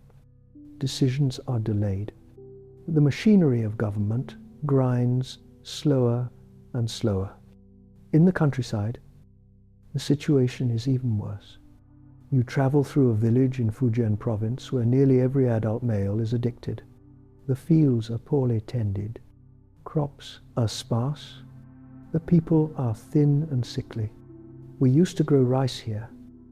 An old woman tells you, gesturing at fields now planted with poppies. But rice is hard work. Poppies are easy, and the merchants pay well for the sap. Why do you grow the poison that's destroying your own people? You ask. She looks at you with tired eyes. What choice do we have? The foreign opium comes anyway. At least if we grow our own, we keep the money instead of sending it overseas. This is the cruel irony. Having failed to keep foreign opium out, China has begun producing its own. By the 1,870 seconds, domestic production will overtake imports. By the end of the century, China will produce 85% of the opium consumed within its borders. The foreigners succeeded beyond their wildest dreams, explains a provincial official over dinner. They didn't just addict our people to opium, they addicted our economy to it. He's not exaggerating. In many provinces, opium has become the cash crop that pays the taxes that keep local governments functioning. Attempts to suppress it meet fierce resistance not just from farmers, but from officials who depend on opium revenue. You witness this corruption firsthand. A reform-minded magistrate arrives in a district determined to reduce opium cultivation. Within a month, he owns a new house and is seen smoking in the best dens in the provincial capital. The fields remain untouched. This corruption extends throughout the system. The Qing Dynasty, once the world's most powerful empire, now struggles to control even its own officials. The central government issues edicts that are ignored in the provinces. Reforms are announced but never implemented. Modernization efforts start and stop, hampered by lack of funds and entrenched resistance. Meanwhile, the Western powers, having opened China's doors through the opium trade, now walk through them with impunity. They're no longer content with treaty ports. They want railways, mines, factories, the economic colonization of China. You attend a meeting of foreign businessmen in Shanghai discussing their plans. We should have a railway from Shanghai to Nanking, says a British merchant. The French want exclusive rights to mine in Yunnan. Adds another. The Germans are eyeing Shandong. The Russians want Manchuria. They're carving up China like a roast. You think, and the Chinese government is too weak to stop them. The Qing court tries to resist, but it has no leverage. Every attempt to assert sovereignty is met with threats of military action or economic pressure. The unequal treaties have created a system where China has obligations but few rights. You meet with a group of young Chinese intellectuals who are starting to question everything. The dynasty is finished. One says bluntly, they've proven they cannot protect China from foreign aggression. We need fundamental change. What kind of change, you ask? Constitutional reform, says another, like Japan is doing. They're learning from the West but maintaining their sovereignty. We should do the same. No, argues a third. Reform isn't enough. The whole rotten system must come down. We need revolution. This debate will define China for the next century. Reform or revolution, Western methods or Chinese essence. These young intellectuals don't know it yet. But they're the seeds of the movements that will eventually overthrow the Qing dynasty. As night falls over Shanghai, you stand on the Bund, watching ships from around the world unload cargo. Many carry opium. Some carry modern weapons and machinery. Others bring missionaries and adventurers seeking fortune in the chaos of a declining empire. The lights of the foreign concessions shine brightly. Across the river, the Chinese city is darker, poorer. The contrast couldn't be more stark. This is what the opium trade has wrought. You think, not just addiction, but a fundamental reordering of power. China, once the world's greatest economy, is now an economic colony. Its ports controlled by foreigners, its trade regulated by treaties imposed at gunpoint, its people addicted to drugs that drain away what little wealth remains. You return to your hotel, exhausted by what you've witnessed. The scale of China's collapse is hard to comprehend. Just 60 years ago, this was the most powerful nation on earth. European kings begged for the privilege of trade. Now China is a cautionary tale about what happens when a great power falls behind, when isolation becomes weakness, when pride becomes blindness. As you drift towards sleep, you think about the poppy flower. Such a delicate, beautiful thing. Who could have imagined it would bring down an empire? But it wasn't really the flower, was it? It was greed, the British desire for profit at any cost. It was weakness, the Qing inability to modernize and adapt. It was corruption, Chinese officials who profited from the very trade that was destroying their country. All of these forces, set in motion by a flower, had combined to produce this catastrophe. Sleep comes slowly. The sounds of Shanghai drift through your window. Ships' horns, voices in multiple languages. Somewhere, the mournful notes of a Chinese flute. And underneath it all, the knowledge that this story isn't over. China's century of humiliation has decades yet to run. The worst is still to come. But tonight, you rest. Tomorrow will bring new revelations about how far a great civilization can fall, and how opium, that innocent flower, became the catalyst for China's greatest disaster. The year is 1875. 15 years have passed since the Second Opium War ended. You're traveling through Yunnan province in southwestern China, far from the treaty ports and foreign concessions of the coast. But even here, in this remote mountainous region, you can't escape the legacy of opium. The hillsides, once covered with rice paddies and vegetable plots, are now blanketed with a different crop. Fields of poppies stretch as far as the eye can see, their delicate pink and white flowers belying the devastation they represent. Beautiful, aren't they? Says your local guide, gesturing toward the flowers. Terrible, but beautiful. You stop to talk with the farmer tending his poppy field. His hands are stained with the sticky brown residue from scoring the seed pods to collect the sap. I grew rice for 20 years, he tells you, wiping sweat from his brow. Could barely feed my family.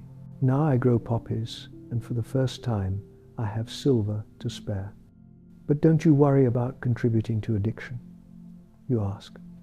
The farmer looks at you with tired eyes.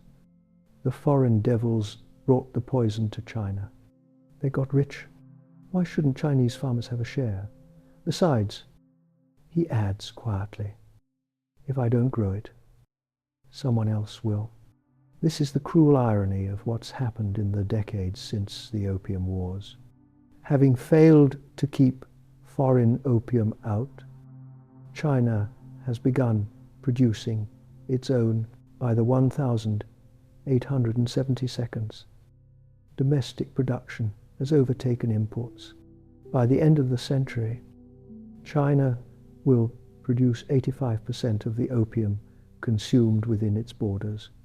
The foreigners succeeded beyond their wildest dreams, explains a provincial official over dinner that evening. They didn't just addict our people to opium, they addicted our economy to it. He's not exaggerating. In many provinces, opium has become the cash crop that pays the taxes that keep local governments functioning. Attempts to suppress it meet fierce resistance, not just from farmers, but from officials who depend on opium revenue. Last year, Beijing sent an inspector to reduce opium cultivation in this province. The official continues, lowering his voice. Within a week, he owned 3 new houses and was seen smoking in the best dens in the provincial capital. The fields remain untouched. This corruption extends throughout the system. The Qing Dynasty, once the world's most powerful empire, now struggles to control even its own officials. The central government issues edicts that are ignored in the provinces. Reforms are announced but never implemented. You travel to a small town in the interior. The local yamen, the government office, is a scene of dysfunction. Officials lounge about, many clearly under the influence of opium. Files pile up on desks. Petitioners wait for days to have their cases heard. This is the government of the Celestial Empire, you think? It's barely functioning. You watch as a farmer tries to register a land deed. The clerk, eyes half closed and movements slow, takes an hour to complete a task that should take minutes. He keeps stopping to sip tea and stare into space. Finally, frustrated, the farmer offers him a small bribe. The clerk's eyes clear momentarily. He completes the paperwork in 5 minutes.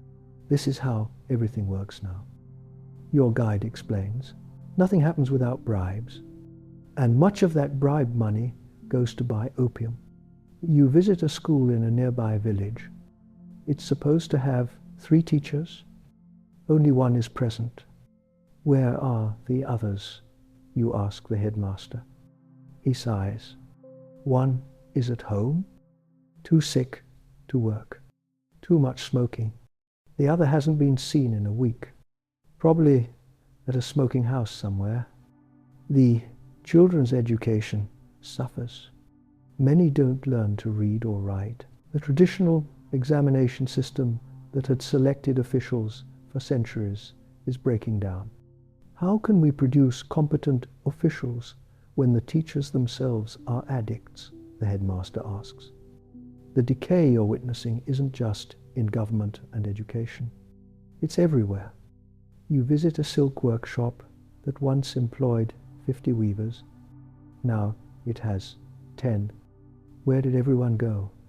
You ask the owner. Dead, sick, or too addicted to work. He replies bitterly. I had a master weaver who could create patterns of incredible complexity. Best in the province. He started smoking 5 years ago. Now he can barely thread a loom. The economic consequences are devastating. Chinese goods, once renowned for their quality, are declining in reputation. Western merchants complain that silk is coarser, porcelain more flawed, craftsmanship generally inferior to previous generations. How can it be otherwise? Asks a Chinese merchant. Our best workers are wasting away on opium couches. You travel to a mining district where coal is extracted. Production has fallen by half in 10 years. The mine owner shows you the problem. Half the workers don't show up on any given day. Those who do work slowly, taking frequent breaks. Accidents are common because addicted workers are careless. Last month, a worker fell asleep in a tunnel. The owner tells you his lamp set fire to gas. The explosion killed 12 men. He shakes his head. We used to pride ourselves on safety. Now I'm just trying to get enough coal out to keep the mine operating. The social decay is even more heartbreaking. You visit a village where a festival is supposed to be taking place. In the past, such festivals brought the whole community together. Music, dancing, feasting. Now, the festival ground is nearly empty. Where is everyone, you ask? An old woman gestures vaguely. The men are smoking. The women are working to feed their families. The young people have fled to the cities. There's no joy left here. You see evidence of family breakdown everywhere. Children begging in the streets because their parents have sold everything for opium. Wives forced into prostitution to support addicted husbands. Elderly parents abandoned by children who can't or won't care for them. The traditional Confucian values of filial piety and family loyalty are collapsing. How can a son honor his father when his father sold the family land to buy opium? Asks a Confucian scholar you meet. How can a husband protect his wife when he forces her to sell her body to support his addiction? The very foundations of our society are crumbling. You attend a public execution in a provincial capital. The condemned man is a former government official who embezzled funds to support his opium habit. As he kneels waiting for the executioner's sword, he seems almost relieved. I have nothing left. He calls out to the crowd. No family, no honor, no money. Death is a mercy. The execution is supposed to be a deterrent. But you notice that many in the crowd have the telltale signs of opium addiction. Glazed eyes, thin bodies, listless movements. Will this execution stop them from smoking? Unlikely. The addiction is stronger than fear. As you travel, you begin to understand the full scope of the disaster. Opium isn't just affecting individuals or even communities. It's destroying the entire social fabric of China. Villages are depopulated as young people flee. fields lie fallow as farmers choose easy opium cultivation over difficult rice farming. Traditional crafts disappear as master craftsmen succumb to addiction. The knowledge and skills accumulated over centuries are being lost, and the foreign powers watch all this with a mixture of satisfaction and concern. Satisfaction, because a weak China can't resist their demands for concessions. Concern, because a completely collapsed China would be bad for business. You attend a meeting of Western diplomats in Beijing. The Chinese government is essentially bankrupt. Says a British diplomat, the dynasty cannot last much longer. We must secure our interests before the collapse. His colleagues nod as they draw lines across a map of China, dividing it into spheres of influence where each Western power will have preferential rights to develop railways, mines, and other enterprises. But beneath the surface, something is stirring. A new generation of Chinese intellectuals, many educated abroad or in Western-style schools, begins to question not just foreign domination, but the imperial system itself. They see the Qing dynasty not as the victim of Western aggression, but as its enabler through corruption, incompetence, and failure to modernize in tea houses and universities, in secret societies and overseas communities. They debate China's future, reform or revolution, constitutional monarchy or republic, westernization or Chinese essence with Western techniques. One young student puts it bluntly, the foreigners shot their way in with cannons. We must build our own cannons to shoot them out again. But first, we must end the opium plague. Without that, we'll never have the strength to resist. You attend a meeting of reformers in Shanghai. They're planning strategies to combat opium addiction. Education campaigns, treatment centers, legal restrictions. It all sounds good in theory, but the obstacles are enormous. How do we fight opium when the government depends on opium revenue? One asks. How do we treat addicts when there aren't enough doctors or medicine? How do we change minds when entire generations have grown up thinking opium is normal? These are questions without easy answers. The reformers are passionate but few in number, and they're fighting against entrenched interests, foreign merchants who profit from the trade, Chinese officials who depend on opium taxes, farmers who rely on opium cultivation, and millions of addicts who desperately need their next pipe. As evening falls, you find yourself on a hillside overlooking a valley in Sichuan province. Below you, field after field of poppies wave in the breeze, their flowers glowing in the setting sun. It's beautiful and terrible at the same time. You think about the journey of opium in China, how it started as a trickle of smuggled chests, grew into a flood that triggered wars, and ultimately became so embedded in Chinese society and economy that it seems impossible to eradicate. The sun sets, painting the sky in shades of red and gold. The poppy fields below look almost magical in the fading light, but you know the truth.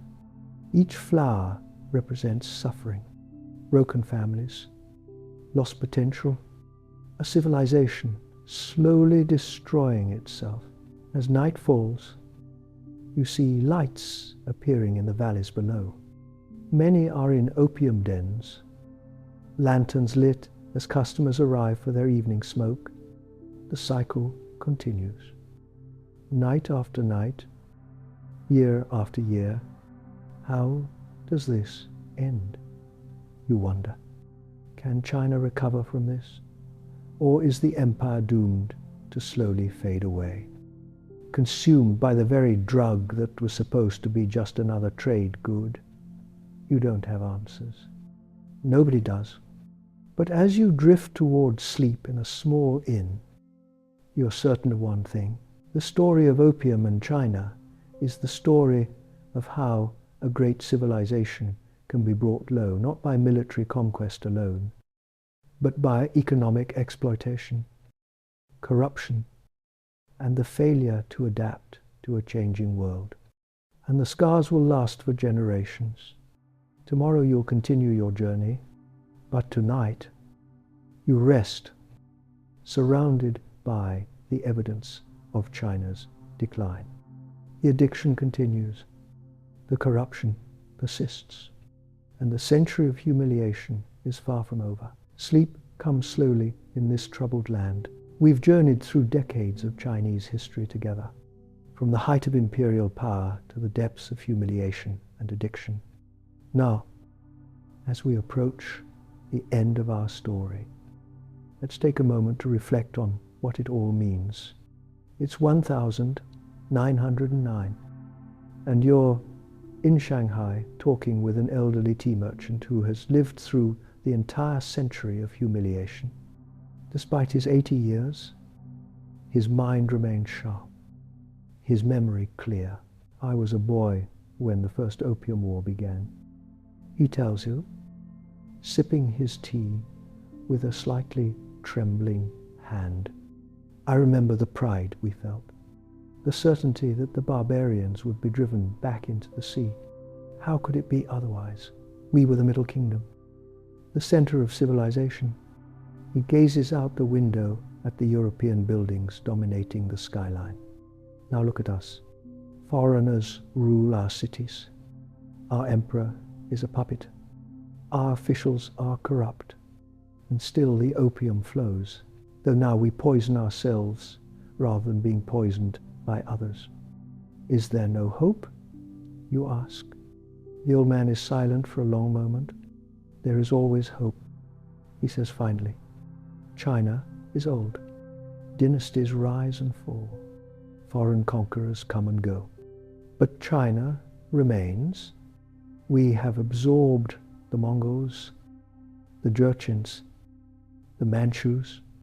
Perhaps we will absorb these Western barbarians too. In time, he couldn't know how prophetic his words would prove. Within 2 years of your conversation, the Qing dynasty will collapse.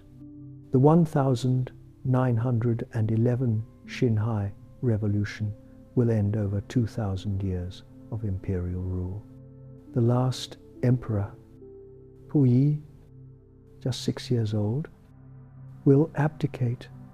China will begin its long, painful transformation into a modern nation state.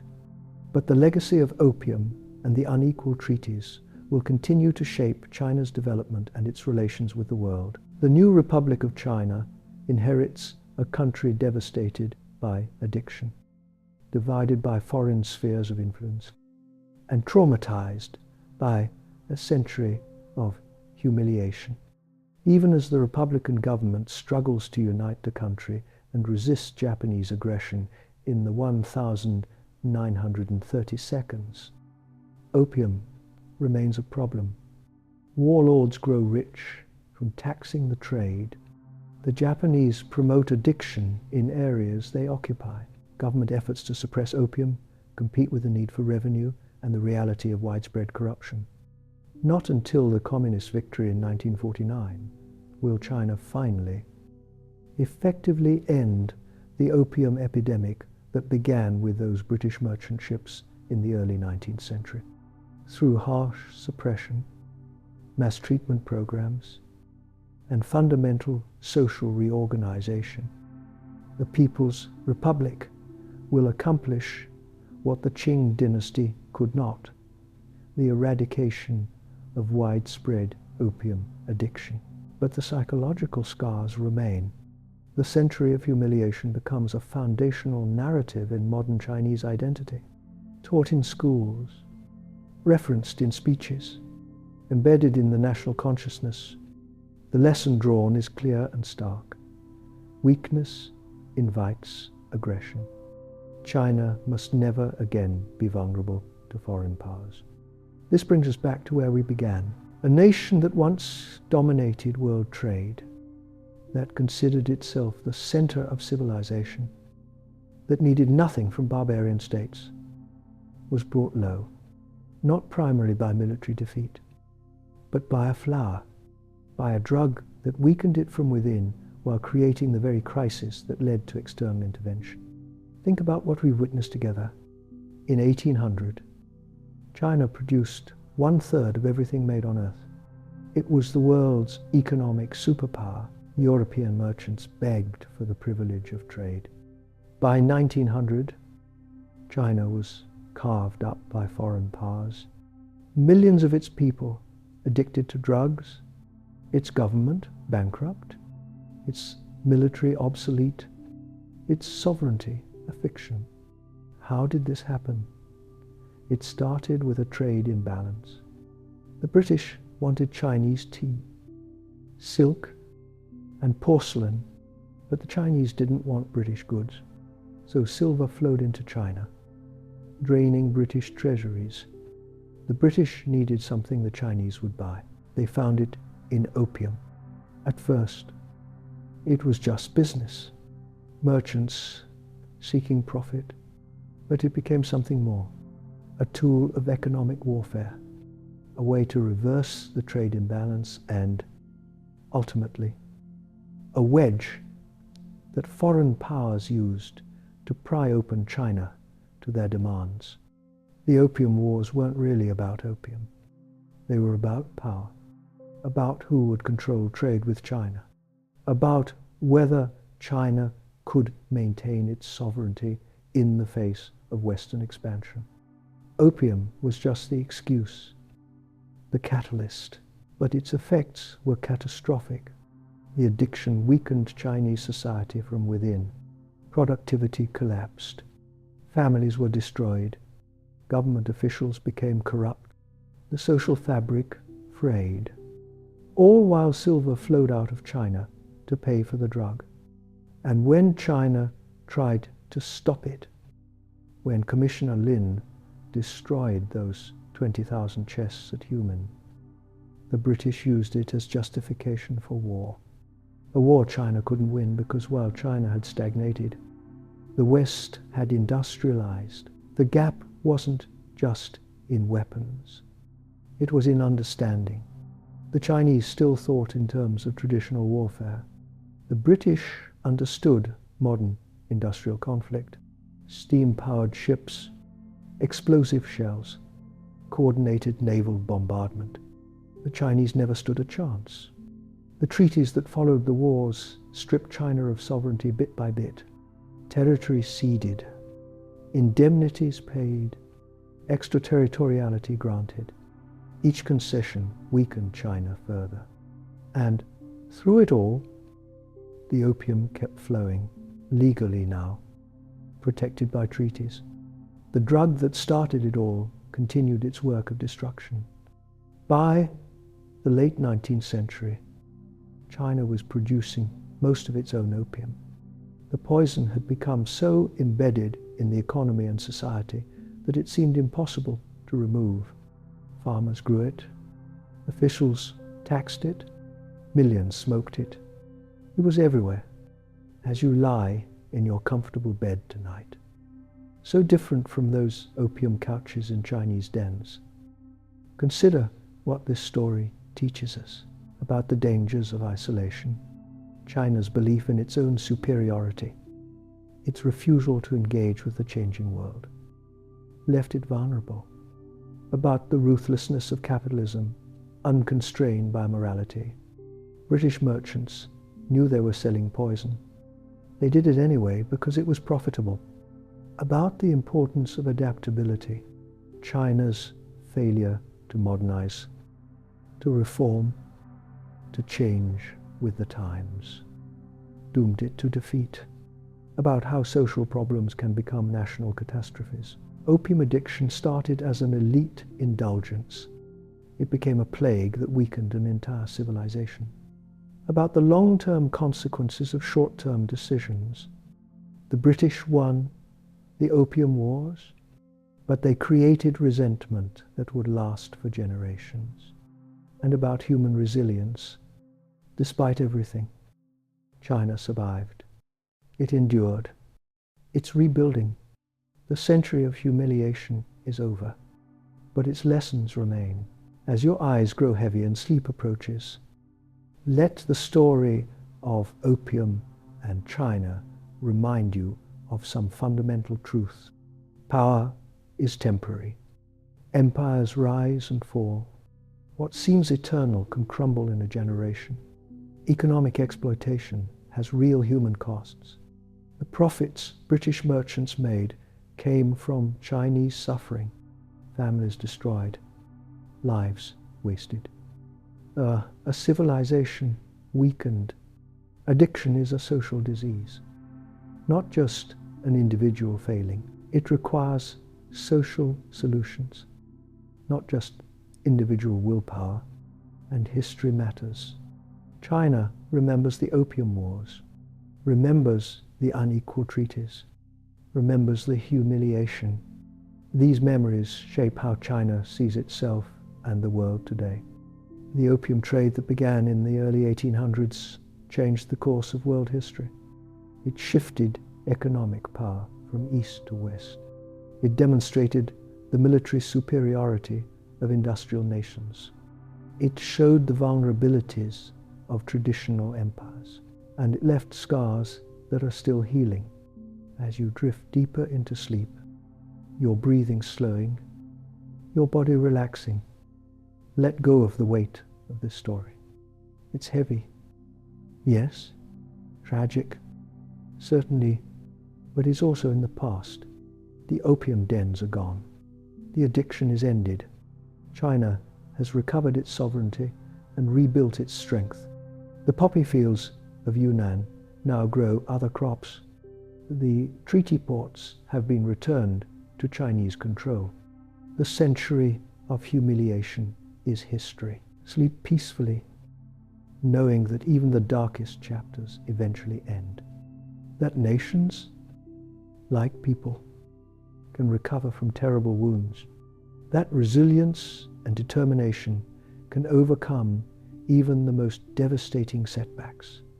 The story of opium and China teaches us that nothing lasts forever.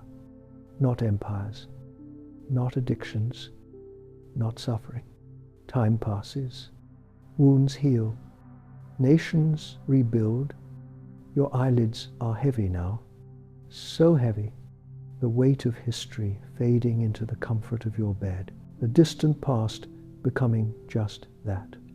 Distant, you're safe, comfortable in a world very different from the one we've explored.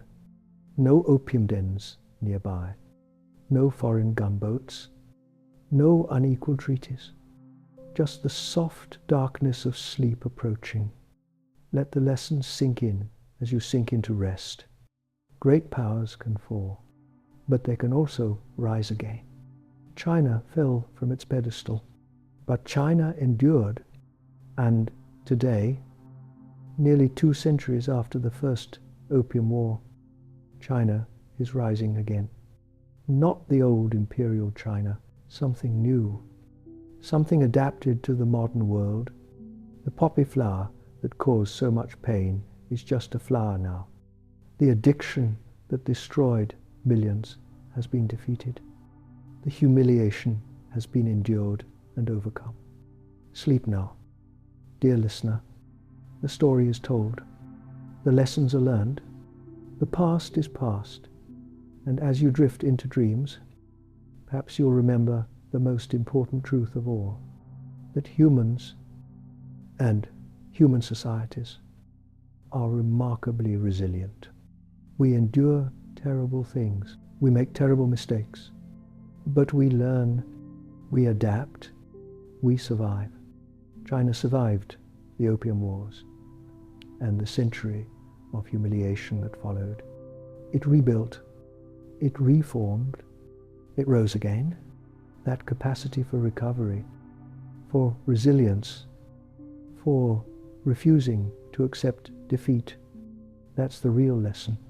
Not the tragedy, but the survival. Not the fall, but the rising again. Rest easy now. Your breathing deep and slow, your mind quiet. The weight of history lifting asleep takes over. Tomorrow you'll wake in your own time, your own comfortable world. But tonight, you've traveled through one of history's darkest chapters. You've seen how a flower destroyed an empire, how greed and weakness and addiction combined to bring down the greatest civilization on earth, and how, despite everything, that civilization endured. Good night, traveler through time. Sleep well in the knowledge that even the darkest night ends, that even the mightiest fall can be recovered from, that resilience and hope, however battered, can survive anything.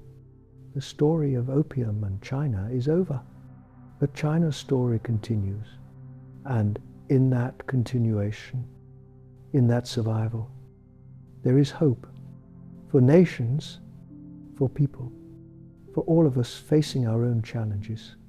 Sleep now, dream peacefully, and remember when you wake, empires fall, but humanity endures. Addictions can be overcome.